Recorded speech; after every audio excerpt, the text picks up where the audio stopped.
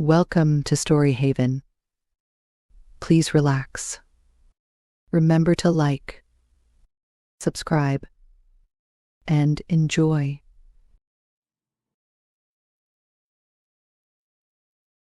In Our Time by Ernest Hemingway. Chapter 1. Everybody was drunk.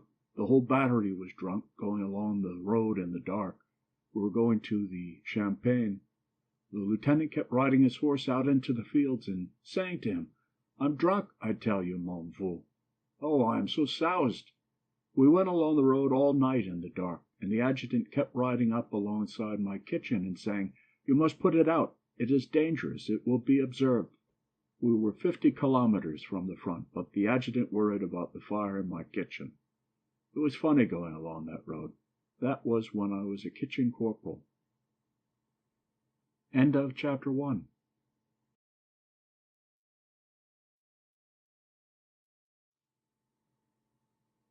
Chapter number 2. The first matador got the horn through his sword hand, and the crowd hooted him out. The second matador slipped, and the bull caught him through the belly, and he hung on to the horn with one hand and held the other tight against the place, and the bull rammed him, wham, against the wall, and the horn came out, and he lay in the sand, and then got up like crazy drunk, and tried to slug the men, carry him away, and yelled for his sword, but he fainted. The kid came out and had to kill 5 bulls, because you can't have more than 3 matadors. And the last bull, he was so tired he couldn't get the sword in, couldn't hardly lift his arm. He tried 5 times, and the crowd was quiet, because it was a good bull, and it looked like him or the bull. And then he finally made it. He sat down in the sand and puked, and they held a cape over him while the crowd hollered and threw things down into the bull ring. End of chapter number 2.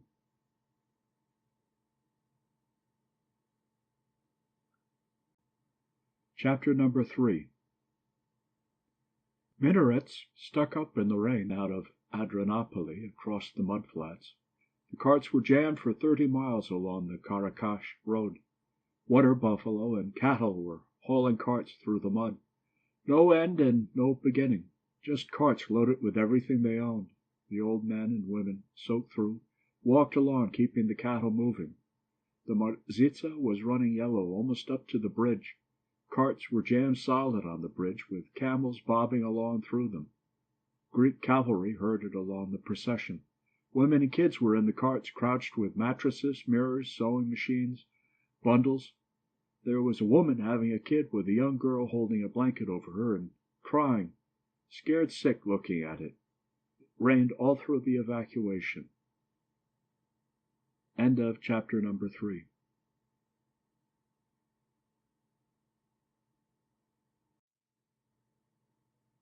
Chapter number 4. We were in a garden at Mons.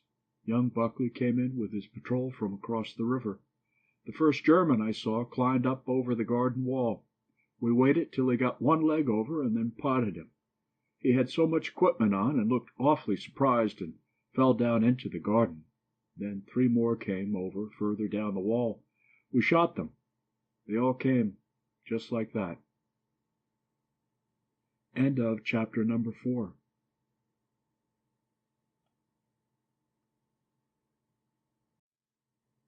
Chapter number 5. It was a frightfully hot day. We jammed an absolutely perfect barricade across the bridge. It was simply priceless. A big old wrought iron grating for the front of a house, too heavy to lift, and you could shoot through it, and they would have to climb over it. It was absolutely topping. They tried to get over it, and we potted them from 40 yards. They rushed it, and officers came out alone and worked on it. It was an absolutely perfect obstacle. Their officers were very fine. We were frightfully put out when we heard the flank had gone, and we had to fall back. End of chapter number 5.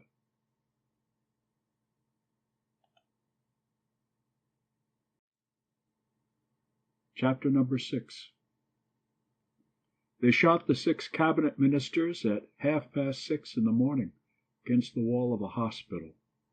There were pools of water in the courtyard. There were wet, dead leaves on the paving of the courtyard. Rained hard. All the shutters of the hospital were nailed shut. One of the ministers was sick with typhoid. 2 soldiers carried him downstairs and out into the rain. They tried to hold him up against the wall, but he sat down in a puddle of water. The other 5 stood very quietly against the wall. Finally, the officer told the soldiers it was no good trying to make him stand up. When they fired the first volley, he was sitting down in the water with his head on his knees. End of chapter number 6.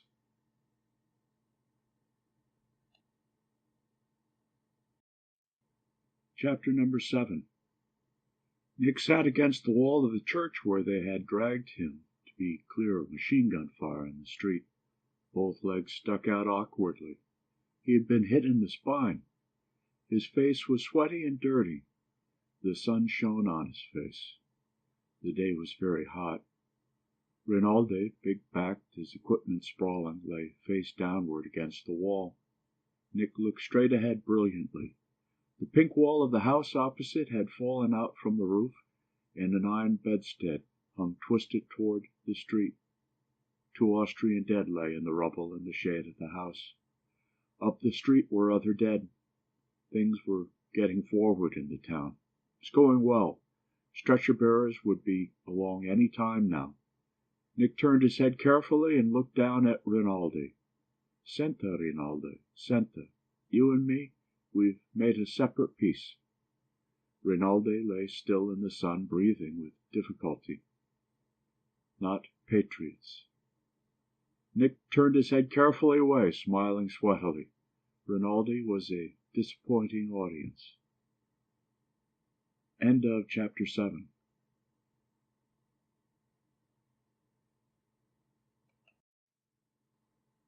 Chapter number 8.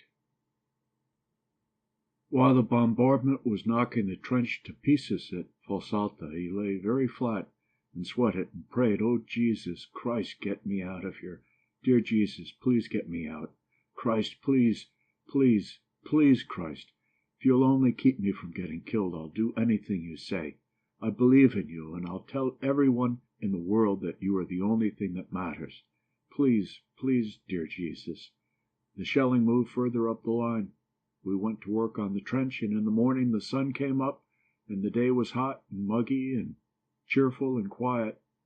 The next night, back at Mestre, he did not tell the girl he went upstairs with at the Villa Rosa about Jesus, and he never told anybody. End of chapter number 8.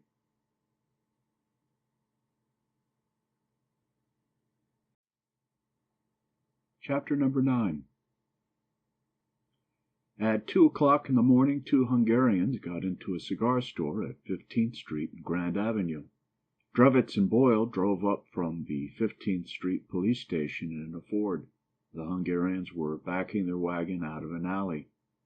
Boyle shot one off the seat of the wagon and one out of the wagon box. Drevitz got frightened when he found they were both dead. "Hell, Jimmy," he said, "you oughtn't to have done it. There's liable to be a hell of a lot of trouble." "They're crooks, ain't they?" said Boyle. "They're wops, ain't they? Who the hell is going to make any trouble?"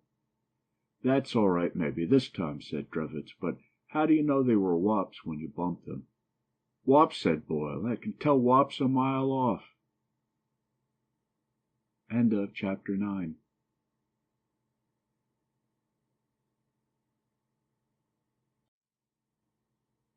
Chapter number 10. One hot evening in Milan, they carried him up onto the roof, and he could look out over the top of the town. There were chimney swifts in the sky. After a while it got dark, and the searchlights came out. The others went down and took the bottles with them. He and Ag could hear them below on the balcony. Ag sat on the bed. She was cool and fresh in the hot night. Ag stayed on night duty for 3 months. They were glad to let her. When they operated on him, she prepared him for the operating table, and they had a joke about friend or enema. He went under the anesthetic, holding tight on to himself so that he would not blab about anything during the silly talky time. After he got on crutches, he used to take the temperature so Ag would not have to get up from the bed. There were only a few patients, and they all knew about it. They all liked Ag.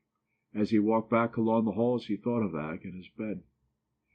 Before he went back to the front, they went into the Duomo and prayed. It was dim and quiet. There were other people praying. They wanted to get married, but there was not enough time for the banns, and neither of them had birth certificates. They felt as though they were married, but they wanted everyone to know about it, and to make it so they could not lose it. Ag wrote him many letters that he never got until after the armistice. 15 came in a bunch, and he sorted them by the dates and read them all straight through. They were about the hospital, and about how much she loved him, and how it was impossible to get along without him, and how terrible it was missing him at night. After the armistice, they agreed he should go home to get a job so they might be married. Ag would not come home until he had a good job and could come to New York to meet her. It was understood he would not drink, and he did not want to see his friends or anyone in the States, only to get a job and be married. On the train from Padova to Milan, they quarreled about her not being willing to come home at once. When they had to say goodbye in the station at Padova, they kissed goodbye, but were not finished with the quarrel. He felt sick about saying goodbye like that. He went to America on a boat from Genoa. Ag went back to Torre de Mosta to open a hospital. It was lonely and rainy there, and there was a battalion of Arditi quartered in the town. Living in the muddy, rainy town in the winter, the major of the battalion made love to Ag, and she had never known Italians before, and finally wrote a letter to the States that theirs had been only a boy and girl affair. She was sorry, and she knew he would probably not be able to understand, but might some day forgive her and be grateful to her. She expected, absolutely unexpectedly, to be married in the spring. She loved him as always, but she realized now that it was only a boy and girl love. She hoped he would have a great career, and believed in him absolutely. She knew it was for the best. The major did not marry her in the spring or any other time. Ag never got an answer to her letter to Chicago about it. A short time after, he contracted gonorrhea from a salesgirl from the fair, riding in a taxicab through Lincoln Park. End of chapter 10.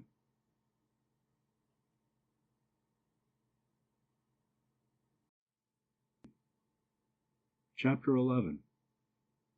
In 1919 he was traveling on the railroads in Italy, carrying a square of oilcloth from the headquarters of the party, written in indelible pencil, and saying here was a comrade who had suffered very much under the whites in Budapest, and requesting comrades to aid him in any way.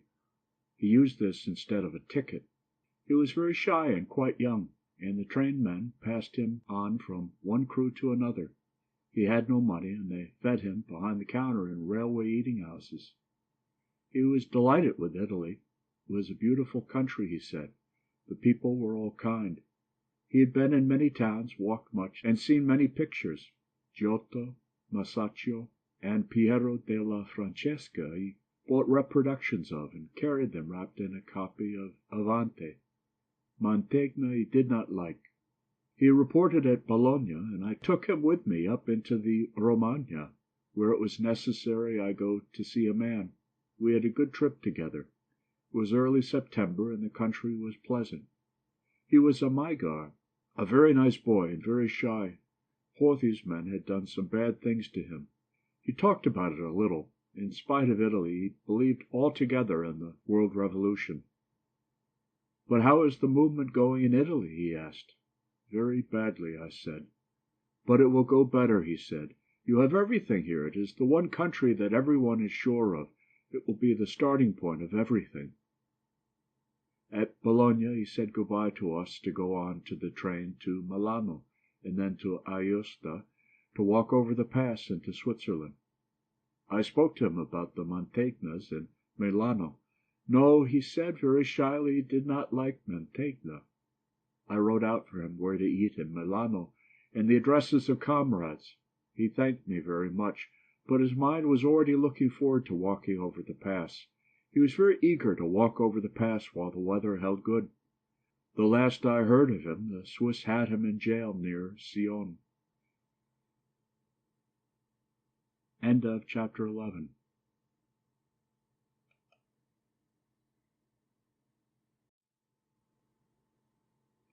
Chapter number 12. They whacked the white horse on the legs, and he kneed himself up. The picador twisted the stirrup straight, and pulled and hauled up into the saddle. The horse's entrails hung down in a blue bunch, and swung backward and forward as he began to canter, the monos whacking him on the back of his legs with the rods. He cantered jerkily along the barrera. He stopped stiff, and one of the monos held his bridle and walked him forward. The picador kicked in his spurs, leaned forward, and shook his lance at the bull. Blood pumped regularly from between the horse's front legs. He was nervously wobbly. The bull could not make up his mind to charge. End of chapter 12.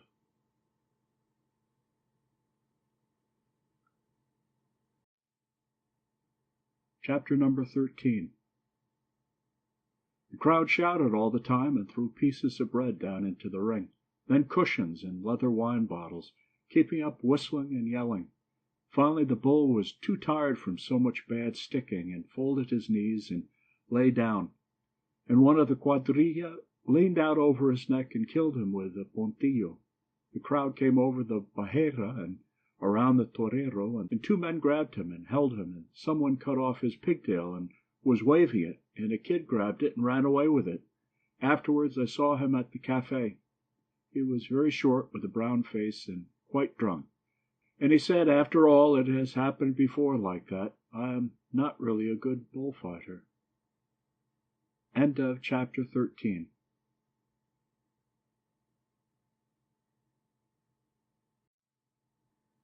Chapter number 14.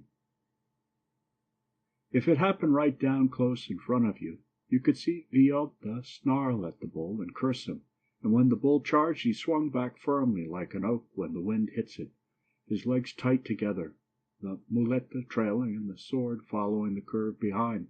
Then he cursed the bull, flopped the muleta at him, and swung back from the charge, his feet firm, the muleta curving, and each swing the crowd roaring. When he started to kill, it was all in the same rush, the bull looking at him straight in front, hating. He drew out the sword from the folds of the muleta and sighted it with the same movement, and called to the bull, "Toro, toro," and the bull charged, and Villota charged, and just for a moment they became one. Villota became one with the bull, and then it was over. Villota standing straight, and the red hilt of the sword sticking out dully between the bull's shoulders. Villota, his hand up at the crowd, and the bull roaring blood, looking straight at Villota, and his legs caving. End of chapter 14.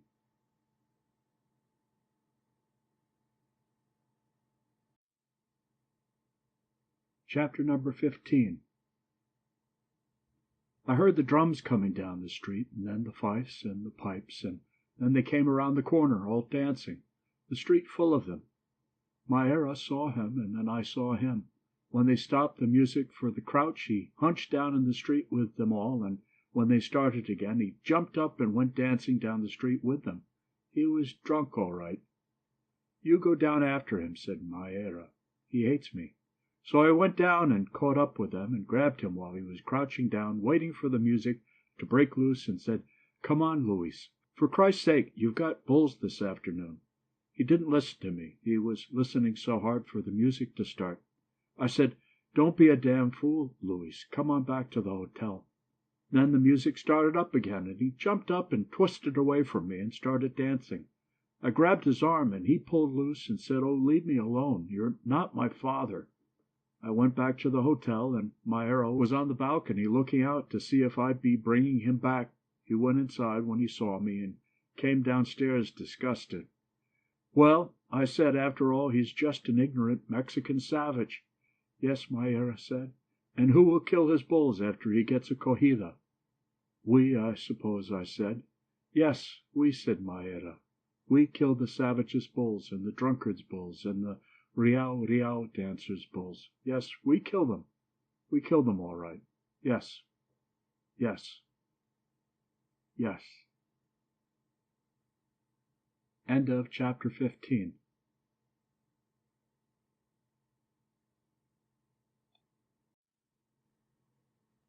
Chapter number 16. Maera lay still, his head on his arms, his face in the sand. He felt warm and sticky from the bleeding. Each time he felt the horn coming. Sometimes the bull only bumped him with his head. Once the horn went all the way through him, and he felt it go into the sand. Someone had the bull by the tail. They were swearing at him and flopping the cape in his face. Then the bull was gone. Some men picked Maera up and started to run with him toward the barriers, through the gate, out the passageway, around under the grandstand to the infirmary. They laid Maera down on a cot, and one of the men went out for the doctor. The others stood around. The doctor came running from the corral where he had been sewing up picador horses. He had to stop and wash his hands. There was great shouting going on in the grandstand overhead. Maera wanted to say something, and found he could not talk. Maera felt everything getting larger and larger, and then smaller and smaller. Then it got larger and larger and larger, then smaller and smaller. Then everything commenced to run faster and faster, as when they speed up a cinematograph film. Then he was dead. End of chapter 16.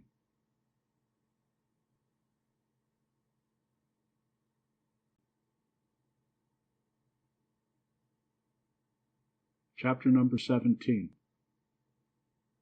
They hanged Sam Cartanella at 6 o'clock in the morning in the corridor of the county jail.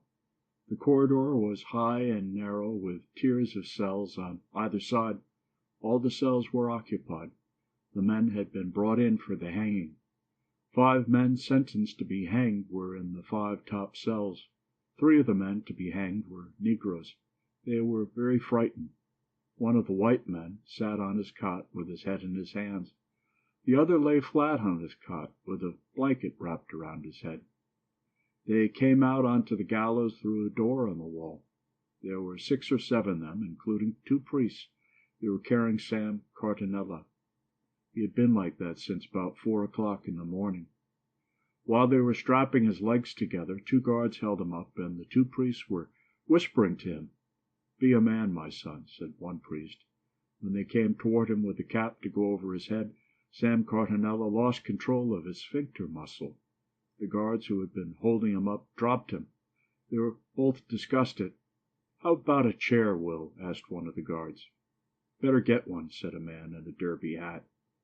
When they all stepped back on the scaffolding back of the drop, which was very heavy, built of oak and steel, and swung on ball bearings, Sam Cartanella was left sitting there, strapped tight, the younger of the 2 priests kneeling beside the chair. The priest skipped back onto the scaffolding just before the drop fell. End of chapter 17.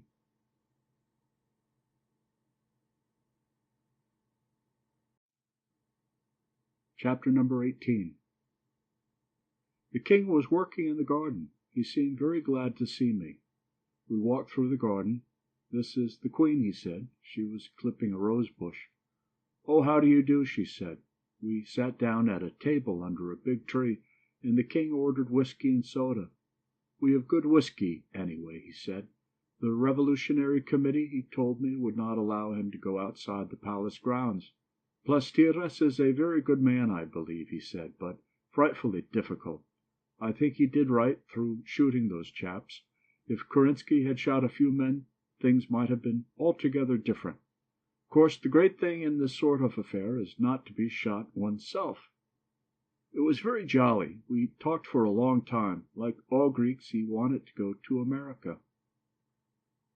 End of chapter 18. End of In Our Time by Ernest Hemingway. Thank you for listening. Please like, share, and subscribe